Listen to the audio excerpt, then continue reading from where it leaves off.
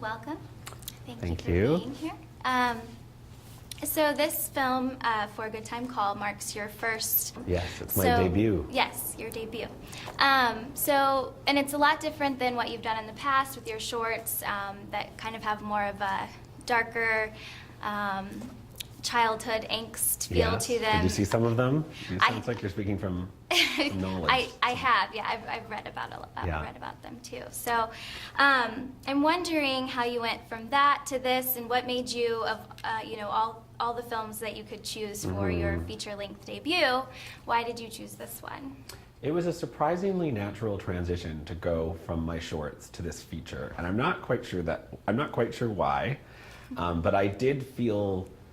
I never really felt overwhelmed by this experience. And I think a lot of that is because I was working with such a great group of people and from a script that I really loved. I had been reading scripts for the last 5 or 6 years. I've had a Hollywood agent for quite a while now, and I never felt inspired by anything. There was never anything that I pictured myself directing. And up until this movie, I had written everything that I've directed. And so I was skeptical that I was ever going to find something, and that I wasn't sure if I was able to work with writers. And then I read this script. It came into my inbox. My agent described it as a phone sex comedy, which immediately scared me because I don't go to movies like that. But I was so surprised reading the script. First of all, I laughed on every page. I just thought the tone of it and the world of it and the truthfulness of the relationship were just so there on the page, and it felt really special. It was really funny. It made me feel emotional. I got a bit weepy around page 80, and I couldn't put it down. And I read it again right away after I read it the first time, and that never happens. I have like a serious short attention span, and for me to read even a 90-page script in one sitting is a bit of a feat for me. But I loved how female-driven it was. I loved its balance of raunchy comedy with a story of sweet, genuine friendship. And then when I came down to LA and I met the girls and they hired me, we were just so on the same page. We wanted to make the same movie, and we had a really great collaborative month before we shot anything, where we developed the script, tightened the script, Lauren and Ari formed a relationship, I think, in that time that really you can see on the screen. We all really became best of friends, and so it was a labor of love. And it's weird. I don't think, oh, this was so hard for me because I've never directed a feature, or I've been directing for a long time, short films for the last 10 years, and music videos and commercials, and so I'm kind of used to different aspects of the job. But with this one, I never considered it a job. It was just like my short films, in that it was, I was just trying to tell the best version of this story that I loved.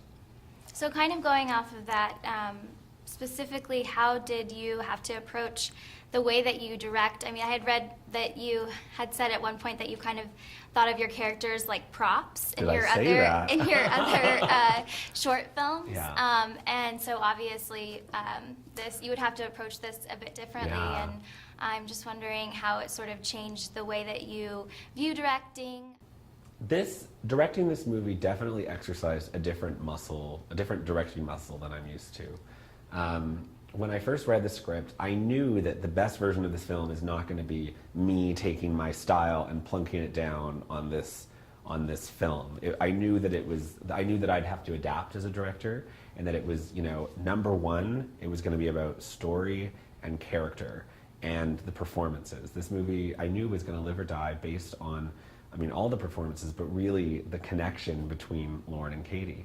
And so that really was a different experience for me. My short films are very art-directed. They're very precise and formal, and the strongest voice in them is always my voice, the director's voice. And in this one, it was a really refreshing and inspiring experience to work with such amazingly talented actors. Not that I haven't worked with talented people before, but a different approach to performance, where it's about bringing the audience on board, and it's about engaging the audience. And a lot of my short films are kind of about, keeping the audience captive and engaging them and disengaging them and engaging them. And this movie was all about fun and you know, it's a very human, grounded story. And so, I mean, I feel so inspired by this process, and I've learned so much, and I'm so excited to kind of take what I've done in my previous films, which is very formal and very art driven, and combine it with all the things that I've learned and this passion for working with actors to tell, you know, stories from their points of view as opposed to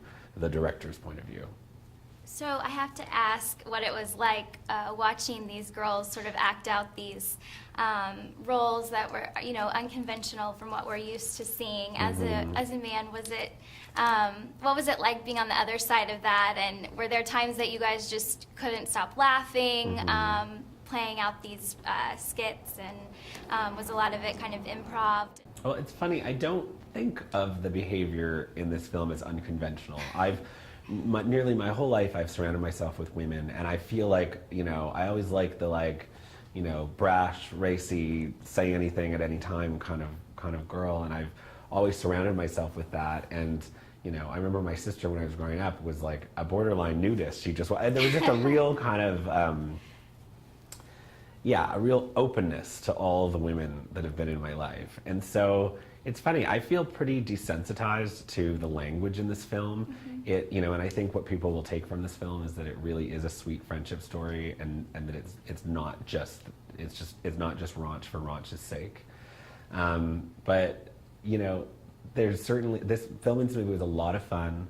It was so amazing to see Lauren and Ari's relationship grow. And you know, I remember we shot this film in 16 days, by the way, which is, I don't recommend that to anyone. But I remember, you know, in a few days in, not that things weren't great from the beginning, but I could really see Lauren and Ari bonding, and that was really coming across on the screen. And I remember when we shot the scene where Ari catches Lauren masturbating, and she opens the door and she's like, "What? God, we ran a phone sex line. What's wrong with that?" That was a really special scene to shoot, because we were in a groove, both from our kind of month of intense collaboration and readings and rewriting, and the first 10 days of shooting, where it was effortless at this point. Like, they just really inhabited their characters, and you know, and it was just the right time in the movie where the characters need to be so comfortable in their own skin. Whereas, you know, a lot of the stuff that we shot at the beginning were scenes where the girls are less comfortable in their own skin. And, you know, at the beginning of the movie, they're kind of presented as archetypes. Lauren is the stuck-up one who's, you know, and Ari is the blousy, say anything at any time one, but definitely, you know, they both have their guards up. And so to kind of work through these scenes and see Lauren and Ari put their guards down at the same time as their characters put their guards down, it really translated to something that I think is a little bit magical. Yeah, that's probably why it feels so genuine, because their friendship was actually growing as the friendship in the script was growing. That's great. Yeah.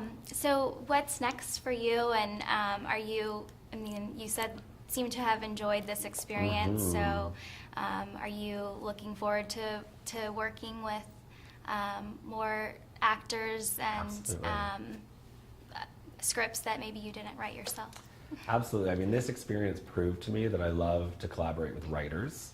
You know, writing is the hardest part of filmmaking for me. It's like you know, all I feel is doom. I'm just in my room. What do I do? The blank page stares at me. It's all these cliches. So I had such a good experience and found it like a really fruitful relationship for being the best director that I can be. In my next project, I think I want to kind of combine the kind of formalism of my previous shorts, so the kind of more like art house approach or art-driven approach with a film like this that is it's made for an audience. It has a very, very grounded performances, and is, you know, and the goal is to really kind of engage these characters from inside their heads. And so I think to like find a balance of those two things is what I want to do next. You know, certainly after Sundance, I was reading a lot of sex comedies, and you know, I'm scared to go in that direction. I don't want to be the sex comedy guy, and I think that this film, when people see it, they're going to see that it's so much more than a sex comedy. They're going to go in thinking it's all raunch, and they're going to come out, and I think they're going to... It's a nice surprise. It is a nice surprise. Yes. So. All right, well, I think we're all out of time, but Thank you so much. It was great meeting you. Thanks.